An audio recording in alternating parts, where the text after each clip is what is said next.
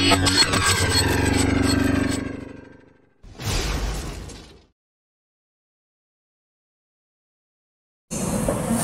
जो कीर्तनीय सदा है और ये जो इंटरनल सोर्स ऑफ इंटरनल आंतरिक शक्ति को हम कैसे बढ़ाएंगे? ये जो त्रिनाद शुनि है, इससे क्या होगा कि हमारा फिजिकल स्ट्रेंथ बढ़ेगा और मन का जो अभिमान है वो दोष दूर हो जाए। दूसरी बात क्या है कि तरुणी को श्रेष्ठ होगा। तरुणी जैसे श्रेष्ठ बनने से क्या होगा ना, मेरा सेल्फ कॉन्फिडेंस बढ़ेगा। वो ये भी 15 पॉइंट्स दिए उसमें लिखा हुआ है। और तीसरी बात क्या है कि अमानी मन मान, जब दूसरों को हम मान देंगे तब क्या होगा ना, समता भाव कि वो भी मेरी तरह ही है। मैं जैसे खुद को प्यार करता हूँ उसी तरह उसी को भी प्यार करता हूँ। तो उससे क्या होगा कि अविनाभावी प्रेम उसे ही कहते हैं कि मैं जिसे प्यार करता हूँ या जिसे मान दे रहा हूँ वो नहीं है, वो भी मैं हूँ। तब ये इसी को कहते हैं ब्रह्मवीर ब्रह्मो भवति। ठीक है, तो जब सब में मैं बन आ जाएगा तब उसी को हम प्रेम कहेंगे। और अंत में ये आंतरिक शक्ति का सबसे बड़ा पक्ष क्या है ना, स्पिरिचुअल है। ये मतलब मानसिक हो गया। स्पिरिचुअल क्या है ना, कीर्तनीय सदा हरि का कीर्तन करता। हम लोगों के लिए कीर्तन क्या है, बाबा नाम के। ये बाबा नाम हम लोग के इष्ट मंत्र दो प्रकार के हैं। एक है ये बाबा नाम के, ये हमारा इष्ट मंत्र है। लेकिन ये इष्ट मंत्र हम खुद नहीं सुनते, दूसरों को भी सुनाते हैं। बाबा कहते हैं कि कीर्तन जब मन ही मन किया जाए वो मानसिक जप होता है। जब ये ओष्ठ तक आ जाता है और खुद सुन पा रहे हैं उसे कृपांश जप कहते हैं। और क्या है ना, मेरे ओष्ठ से वो मेरा नजदीक जो है, सामने जो है, उसके कानों तक पहुंच रहा है, जब उसे कहते हैं वाचनिक जप। और कीर्तन क्या है ना, मेरे सामने वाला नहीं और भी दूर में जो बैठा है उसके कानों तक पहुंच रहा है, तब उसे हम कीर्तन कहते हैं। कीर्तन का मतलब क्या है, जो भाव मेरे अंदर परम पुरुष के लिए जाता है उसी भाव को मैं दूसरे के अंतरात्मा तक पहुंचा रहा हूं। इसलिए ऊंचा स्वर में गाना होता है कीर्तन। कीर्तन भी इष्ट मंत्र है, लेकिन ये सब का कम सारा विश्व की जितने भी सत्ताएं हैं सबके लिए इष्ट मंत्र है। क्या है, बाबा नाम केवल। और दूसरा इष्ट मंत्र है जो हम लोग फास्ट में प्रयोग करते हैं, है ना। फास्ट की कीर्तन के बाद जब हम लोग सामूहिक कीर्तन करते हैं, उसके बाद जब हम लोग ध्यान करते हैं, उस ध्यान का नाम क्या है, ईश्वर प्रणिधान। और ईश्वर प्रणिधान में हम लोग परम पुरुष को जिस शब्द में पुकारते हैं उस शब्द का नाम भी इष्ट मंत्र है। एक इष्ट मंत्र हो गया सामूहिक और इष्ट मंत्र हो गया पार्षद। ये दोनों इष्ट मंत्र के साथ हम जब परम पुरुष को पुकारेंगे तो सामूहिक जीवन में तो अवश्य नहीं, पर्सनल लाइफ में मेरा आंतरिक शक्ति इतना बढ़ जाएगा कि उसी आंतरिक शक्ति के द्वारा हम दूसरों को भी मन को भी परम पुरुष की भक्ति भाव में वृद्धि कर सकेंगे। इसलिए ये जो 4 स्टेज है कि त्रिनाद शुनि है, तरुणी व श्रेष्ठना हमारे न माने कीर्तनीय सदा मतलब क्या है ना, इष्ट मंत्र के साथ मैं अपने आत्मा अपने परमात्मा के साथ मिला देता हूँ। यही हमारा जीवन का उद्देश्य है और इसी के द्वारा हम अपना आंतरिक शक्ति को बढ़ा करके दूसरों का भी सेवा कर सकते हैं। दूसरों का सेवा मतलब क्या है ना, हमारे परमाराध्य परम पूजनीय परम पिता बाबा का ही सेवा करते हैं। तो इसी के साथ हम ये क्लास यहीं पे समाप्त करते हैं।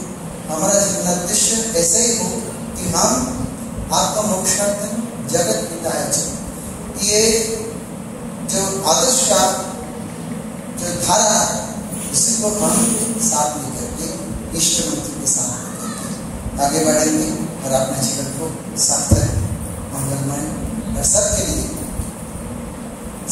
क्या है, सबके लिए कल्याण में शब्द बन करके हम अपने जीवन को सार्थक करेंगे। यही है।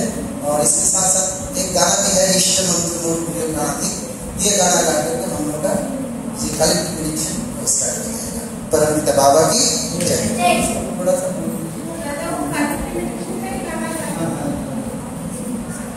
సో లాస్ట్ కీర్తనీయ సదా మనం ఎప్పుడైతే ఒక మంత్రాన్ని మనము మన లోపల మనం అనుకుంటూ ఉంటామో దాన్ని జప అని అంటాం. ఎప్పుడైతే మనము అది మనకు వినపడేటట్టు చెప్తామో దాన్ని బాంగ్సు అని అంటాం. అండ్ మూడోది మన నుంచి చాలా దగ్గరలో ఉన్న వాళ్ళకి వినిపించేటువంటి స్థాయిలో చెప్తున్నాము అని అంటే దాన్ని మానసిక జప. అండ్ ఏదైతే మనము మన చుట్టుపక్కల అంటే మన దగ్గరలో ఉన్నవాళ్ళు కాకుండా దూరం దూరం వరకు వినపడగలిగేది ఉందో దాన్ని కీర్తన అని అంటాం. సో కీర్తన్ ఎప్పుడు చేసినా సరే గట్టిగా చేయాలి అని అంటారు, అరుస్తూ చేయాలి అని అన్నారు. అది చాలా ఇంపార్టెంట్. ఓకే, మనం కీర్తన ఎప్పుడు చేసినా సరే అరుస్తూ కాదు, గట్టిగా చేయాలి. అంటే మనం ఎప్పుడు చేసినా చుట్టుపక్కల వాళ్ళకు కూడా అది ఆహ్లాదకరంగా వినడానికి వీలుగా ఉండేటట్టు చేయాలి. అరుస్తూ చేసినాం అనుకోండి, కొద్దిసేపు తర్వాత మన పక్కన వాళ్ళకే బీపీ పెరుగుతుంది.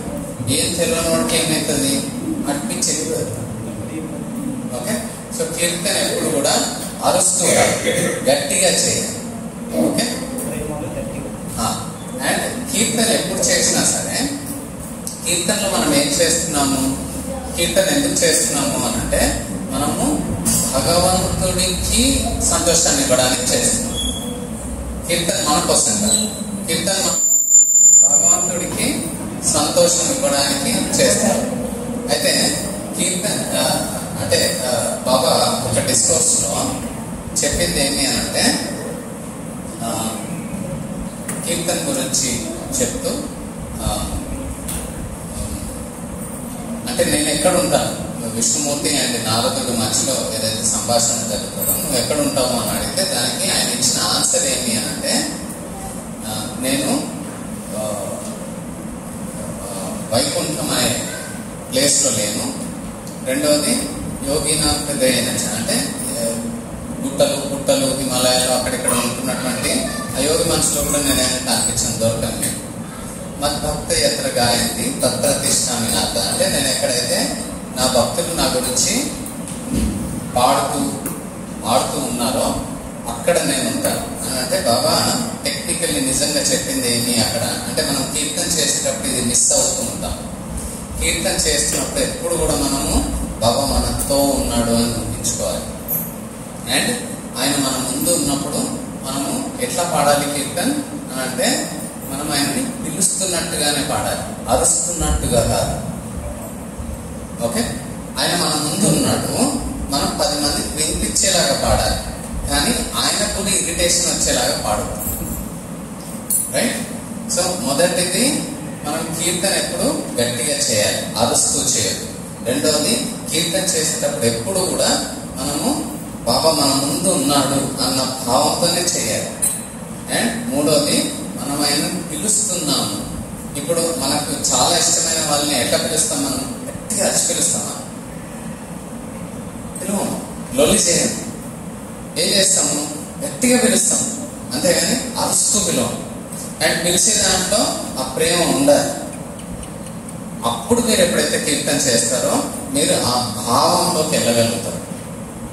అప్పుడు మీరు ఆ కీర్తన చేస్తుండగానే మీరు మెడిటేషన్ చేసినంత పని అవుతుంది. లేదనుకోండి, కీర్తన చేస్తుంటాం, ఏదో చేస్తుంటాం, కానీ కీర్తన ఎంజాయ్ చేయండి. అండ్ అంటే మీరు బయట వెళ్ళినప్పుడు జనాలు భవనం కేవలం ఎందుకు అనాలి, భవనం కేవలమే ఎందుకు అనాలి, ఇంకేమైనా అనొచ్చు కదా అన్న ప్రశ్న కూడా రావచ్చు. ఓకే, వస్తుంది, జనరల్గా వస్తుంది. ఇన్ని గణం ఉన్నాయి, హరే కృష్ణ హరే రామ అనొచ్చు, ఇంకోటి అనొచ్చు, భవనం కేవలమే ఎందుకు అనాలి అని అంటే ఇప్పుడు ఫర్ ఎగ్జాంపుల్ మీ నాన్న ఉన్నాడు. ఓకే, మా నాన్ననే తీసుకున్నాను. ఓకే, మా నాన్నగారి పేరు కిషన్ రావు. నేను పోయి కిషన్ అని పిలుస్తాను, ఏమన్నా పిలవను కదా. ఏమని పిలుస్తా, నాన్న అని పిలుస్తా, లేకపోతే బాబా అని పిలుస్తా, అంతే కదా. సో ఆ భగవంతుడిని పిలిచినప్పుడు ఎట్లా పిలవాలి, కృష్ణ ఆయన పేరు, కృష్ణ అని పిలువన్నా. పిలవం కదా జనరల్ గా. అంటే భగవంతుడితో మన రిలేషన్ ఒక ఫార్మల్ రిలేషన్ కాదు, ఒక పర్సనల్ రిలేషన్. సో మనం ఆయన పిలిచినప్పుడు ఏమని పిలుస్తాము? తండ్రి అని పిలుస్తాం, నాన్న అని పిలుస్తాం. అయితే దానికి స్పెసిఫిక్ గా భావయుక్తంగా పిలవడానికి దాన్ని బాబా అని పిలుస్తాం. నా కేవలం, రైట్? అంటే నేను ఓన్లీ ఆ పరమాత్మ అంటే నా తండ్రిని మాత్రమే గుర్తు చేసుకుంటున్నాను అండ్ పాడుతున్నాను. అండ్ కీర్తన ఎప్పుడు కూడా మీరు కీర్తన కోసం మీకు ఏం తెలియాల్సిన అవసరం లేదు. మీకు రాగాలు, తాళాలు వగేరాలు రావాల్సిన అవసరం లేదు. మీరు అందుకే మన భవనం కేవలం అష్టాక్షరి మంత్రం, అష్టాక్షరాలు. అంటే సారి గామ పాదాని సా 8 సప్త స్వరాలు, కానీ సా లాస్ట్ యాడ్ అయ్యేదాని వల్ల 8. సో మీరు ఎక్కడి నుంచి స్టార్ట్ చేసినా మీరు కరెక్ట్ గానే పాడతారు. అందుకని కీర్తనకి మనకు పెద్దగా అంటే మనకు మంచి గొంతు ఉండాలి, మంచి రాగాలు తెలిసిన అవసరం లేదు. మీరు కీర్తన ఎట్లా చేయొచ్చు. కావాల్సింది అక్కడ ఏమి అని అంటే మీకు ఆ భావం కావాలి. దేని గురించి? ఫస్ట్ దాని మీనింగ్ మీకు అర్థమై ఉండాలి. రెండవది బాబా ఎప్పుడు కూడా మనం కీర్తన చేస్తుంటే అదైనా ప్రామిస్. నేను కీర్తన చేస్తే నేను ఉంటాను, అదైనా ప్రామిస్. సో కీర్తన మీరు చేసేటప్పుడు ఎప్పుడు కూడా ఆయన మన దగ్గర ఉన్నాడు అన్న భావంతో చేయడం చాలా ఇంపార్టెంట్. ఆయన ఉన్నాడు, మనతో ఉన్నాడు, ఆ రెస్పెక్ట్ కూడా ఇవ్వాలి. And at the same time మీరు కరెక్ట్ గా దాన్ని ఇమాజిన్ అంటే దాన్ని ఆస్వాదిస్తూ చేస్తే ఆయన ఉనికి మీకు అక్కడ తెలుస్తుంది. అప్పుడు మీరు అరవాల్సిన అవసరం లేదు. గట్టిగా పాడాలి కీర్తన, కానీ అరుస్తూ పాడదు. ఓకే.